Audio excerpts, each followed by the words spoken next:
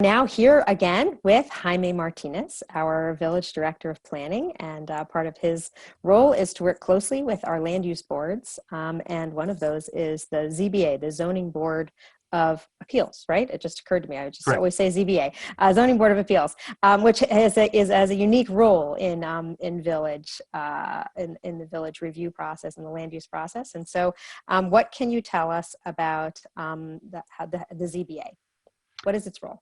Well, the Zoning Board of Appeals is a quasi-judicial board. And so think about it like this. There's a zoning code that dictates how developments can be built, right? So for the average homeowner, if you have a home with a lot with a certain, frontage across the street, you have to be set back a certain amount of distance from your neighbor's yard, right? Whether that's the neighbor behind you or next to you. And so if you wanted to put up a deck and that deck is, maybe a little too close to the neighbor's yard because of the way the zoning code is written, you need to go to the Zoning Board of Appeals to get an area variance. Mm-hmm. There are essentially three different types of things that the Zoning Board of Appeals does. They do area variances, which are basically dealing with setbacks or parking spaces, things of that nature. There are use variances, which are very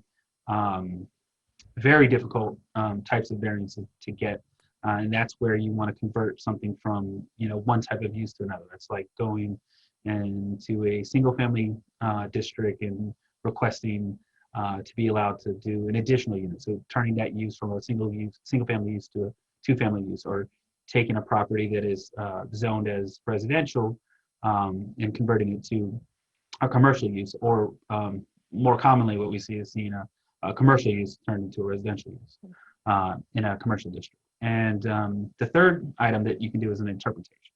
So if you go to the building department and the building department says, hey, you need to go through this process, you need to get a variance, or you need to go through.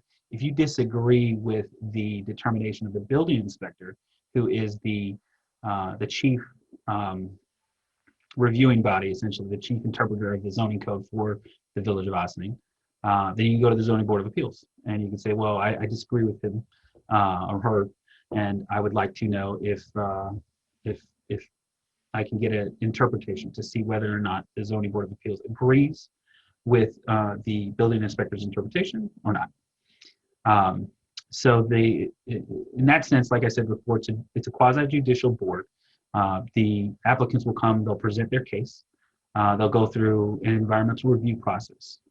Usually, the ZBA is going to go through that environmental review process, but it is a board that sometimes will work with the planning board on some of these applications. So if there is an environmental review process, they have to go through and make a determination whether or not they're going to handle the environmental review or the planning board is going to handle the environmental review. And through that process, they consider all of the details, all of the information that's put forward by the applicant, and determine whether or not they're going to grant that variance.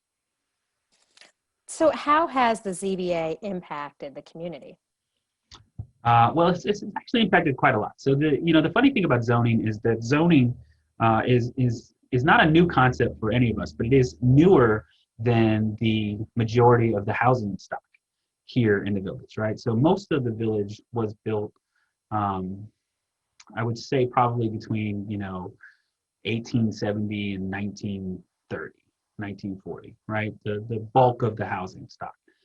The zoning code came in and got implemented initially in 1930, was updated significantly in 1960, and has gone through a few different changes over the years since then. And so a lot of the housing, even though it's required to have a frontage of 75 feet throughout the T-zone, the S75 district, or even more in some of the other districts like the S100 district, the S125 district, which are different zoning districts, single-family zoning districts. The bulk of the housing has frontage that is much smaller, right? So it's 50 feet, 40 feet, 35 feet in a lot of the village, like the majority of the village. And so because of that, you just run into a lot of situations where houses, decks, driveways are in the side yard setbacks. And so because of that problem, anybody who wants to come in and, they want to rebuild their deck, they want to fix they want to put up a new deck, they have to go and they have to get a variance. So the biggest thing that gets reviewed, the vast majority of things that get reviewed are area variances. Some of those are parking variances. A lot of those are just side yard setback variances, rear yard setback variances. And so that's the impact that it has. So for the property owner who wants to be able to make improvements to their property, it's often very necessary. So it's really important that the zoning board members, first of all, have an understanding of the importance of their role, but also understand kind of the impact that you're having on the ability for a property owner to invest in their own property, going through that process in a timely manner, taking the review of it very serious, but also doing it, essentially not taking any more time than is absolutely necessary to review and make a decision on an application, considering the fact that it can be costly for applicants who want to go forward. And the longer that process drags out, the more costly it can be. So taking into consideration, those concerns are huge. Thank you for that. So we're really doing all of this outreach and this information sharing because we are trying to get more people in our community to be aware of these opportunities to serve the village. And so this is our chance to get some really great applicants for the ZBA. So what type of person, what type of skills would somebody want to have that might apply for the ZBA? It's similar to, I think similar to the planning board. You do need somebody who has, real intellectual curiosity and trying to figure out what's going on. I think that the key is somebody who's thorough in reviewing the application. The planning board provides a lot of guidance in terms of how they want to see applications move forward. The zoning board is a little different. They really need to kind of review and ask questions.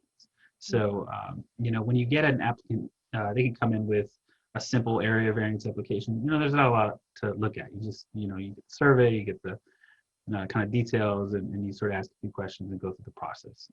The use variance applications, which are extremely hard to get as an applicant, require a really kind of rigorous approach. And so I think that, more than anything for the ZBA, the kind of qualifications are somebody who has, in their own practical experience, done a lot of analysis and knows how to take a rigorous approach to reviewing questions, right? So the one thing zoning boards are not allowed to do is they're not able to say, oh, I know him, he's a nice guy, we want to give him a variance. That's not what zoning boards do. They're not, popular votes. They're judicial bodies, and they need to consider case law, and they need to consider precedent, and they need to consider very discrete criteria when making their determinations on this.